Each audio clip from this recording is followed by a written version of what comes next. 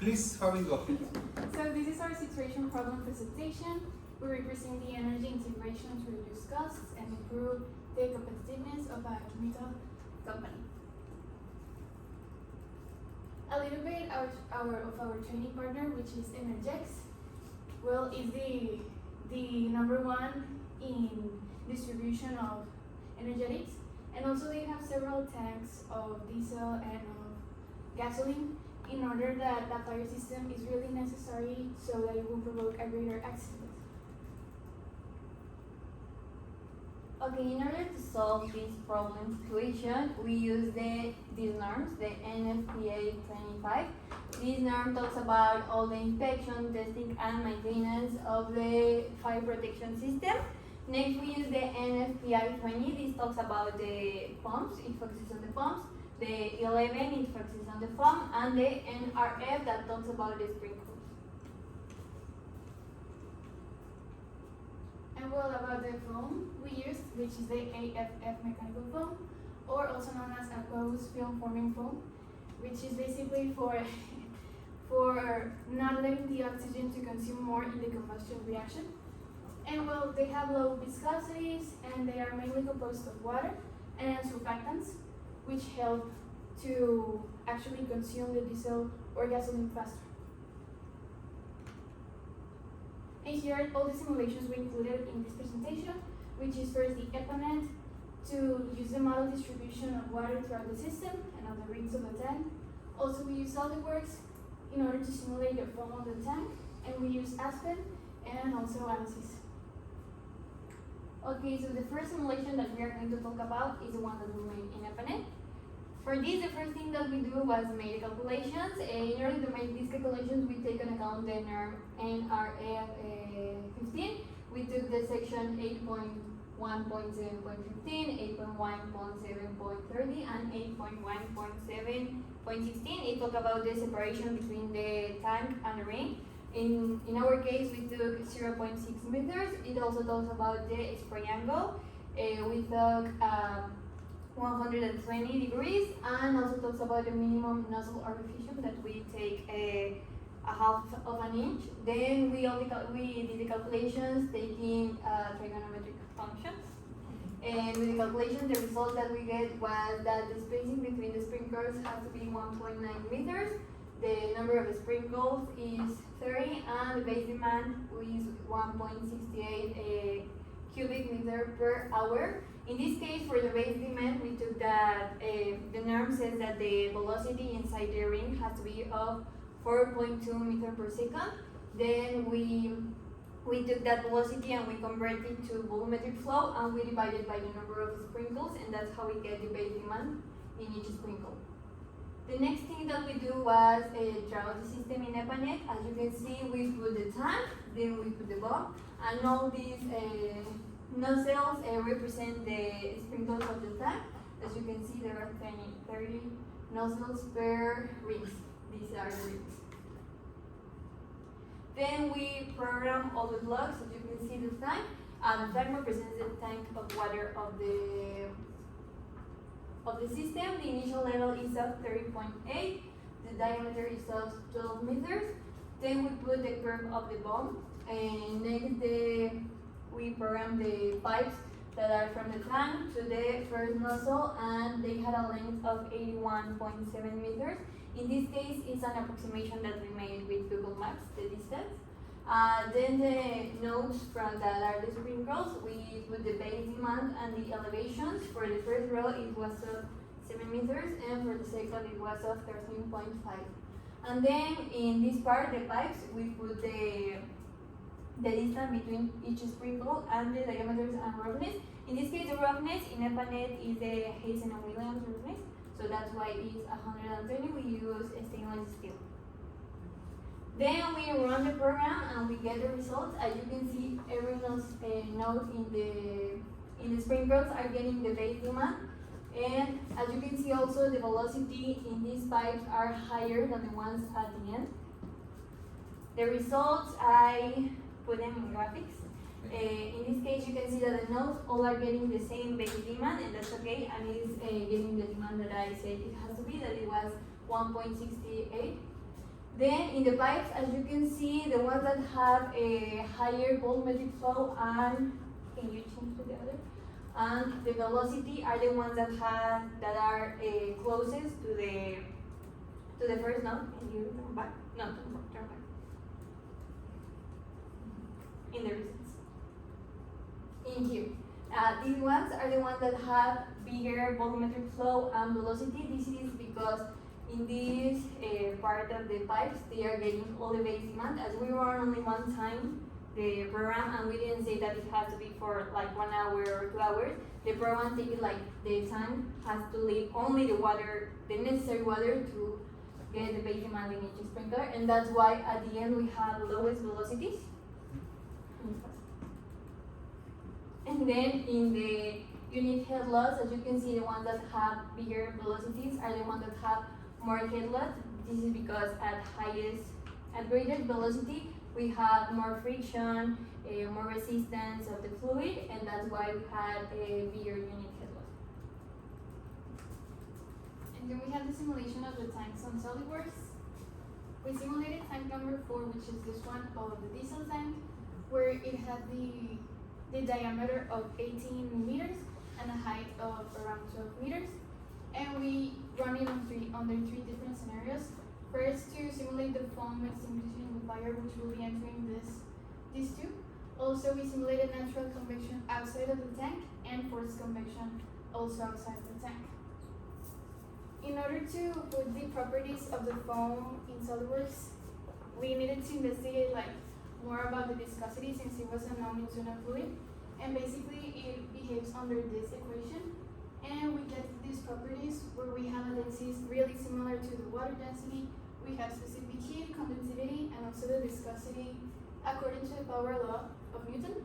And we considered the internal flow of the foam and also the external flow in the air. And we also considered gravity in y direction, and the wall temperature was 1B configured.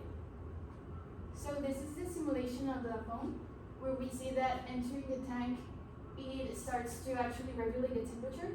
We put the boundary condition of the wall temperature in around 1000 degrees Celsius because we investigated that was the temperature at which the fire was a considerable amount of heat. And this is the comparison of different amount of foam entering the tank.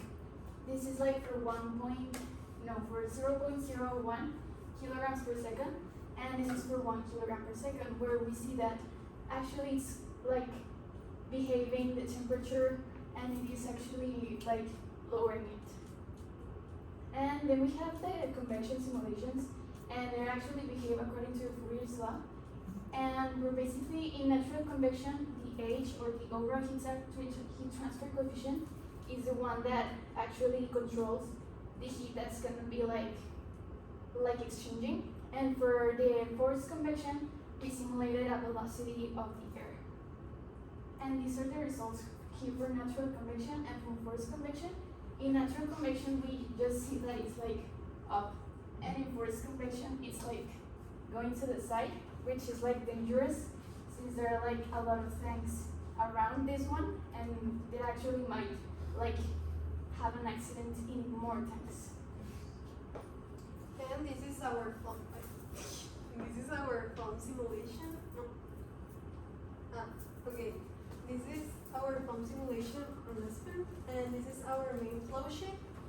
We have one inlet of water, which corresponds to the flow rate on the company use of 3,500 gallons per minute, and another inlet of the foaming agent that consisting of dodecanol, pentadecafluorooctanoic acid, and propane diol. Also, we have one pump, one separator, one mixer, and two pipes. First of all, an inlet passed through a pipe and then through a pump, and we decide to use a pump because we want to keep the pressure at 1 atmosphere, then pass through another pump, and then pass through a separator because the plant use this quantity for all the plant, and we only use for our system 265.7 gallons per minute. Then, and finally, the inlet of the foaming agent and the water enter to a mixer and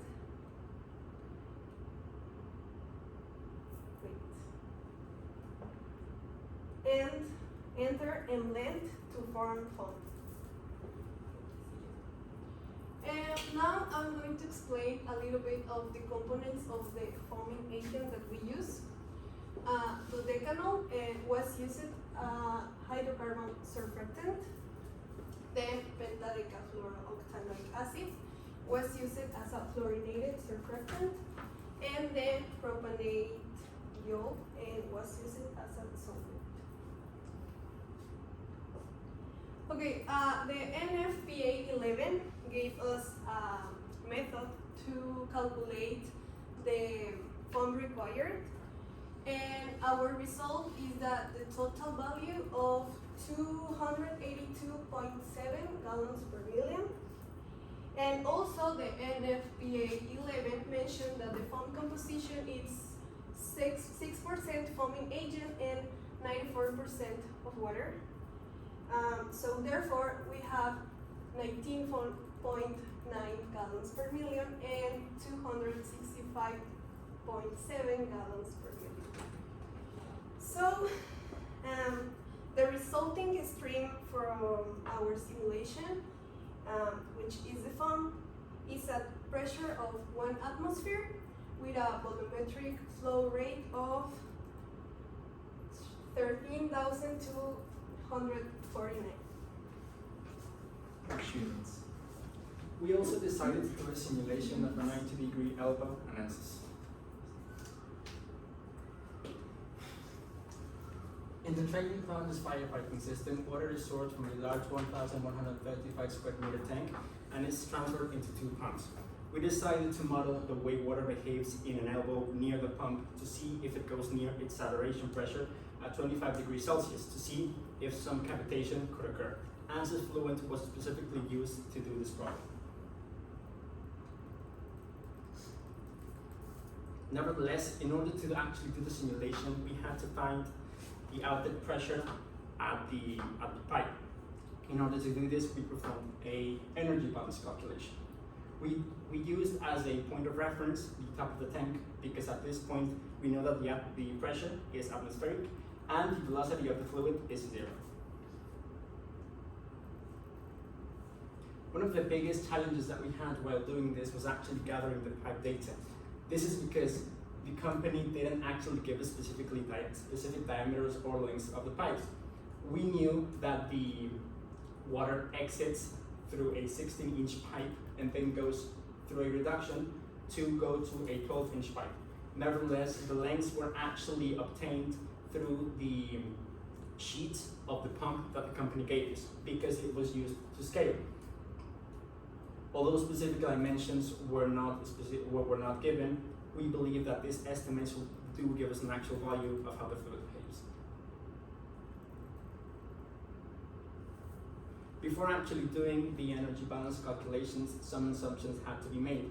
We used some on-light parameters to calculate the main and loss coefficients at the reductions and at the elbows, because there are some elbows before actually going into the elbow we modeled.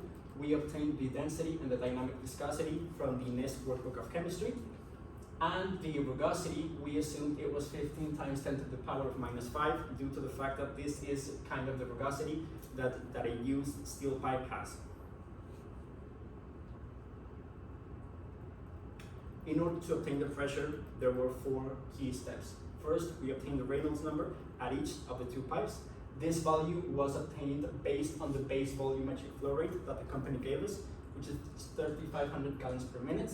Then we calculated the Darcy friction factor using the Kullback equation due to the fact that the flow is turbulent. Then we calculated each head loss, we summed them up together, and then we replaced this value on the mechanical energy equation to obtain the pressure at the outlet of the system. So now going into the actual results, these were the results that we got. If we see carefully on this image here, the water has a very large increase in velocity at the interior part of the elbow. This is also because the pressure has a dramatic decrease in this part. Consequently, in the exterior part, the velocity decreases and the pressure increases. This is because of inertia. And according to Bernoulli's principle, an increase in fluid velocity results in a decrease in pressure, and vice versa. Now, in order to actually calculate what was the lowest pressure, we decided to use a specific tool that ANSYS has in order to track the specific pressure that a particle has throughout time in the specific pipe. Each one of these lines represents the pressure that a particle of water has throughout time. What we want to concentrate on is this line right here, which is equivalent to around minus 9,500 pascals in relative pressure. In this simulation, it is clear that while elbows do not actually cause a substantial pressure drops, they do actually have a noticeable pressure drop due to mechanical energy losses. And we found that the lowest pressure that water manages to achieve in this system is around 0.8 atmospheres, which is obviously much larger than water's saturation pressure at 25 degrees Celsius, which is around 0.03 atmospheres. Therefore, it is concluded that the pipe is very safe from any sort of cavitation. As a general conclusion, we understand that the simulation helps the foam extinguish the fire by temperature distribution inside the tank. This remarks the importance of foam in order to actually help stop the fire and to not burn any other tanks. From the elbow, findings emphasize the importance of actually doing these simulations because although in this case we were very far off from cavitation, in very large volumetric flows this might not be the case.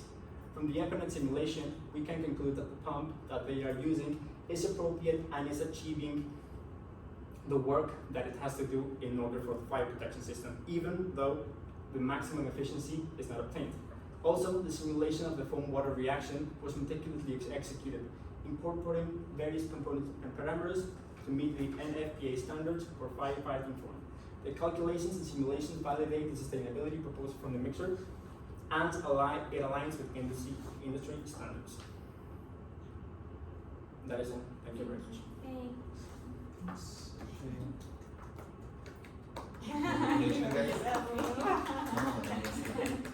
Congratulations, guys. How'd you fare?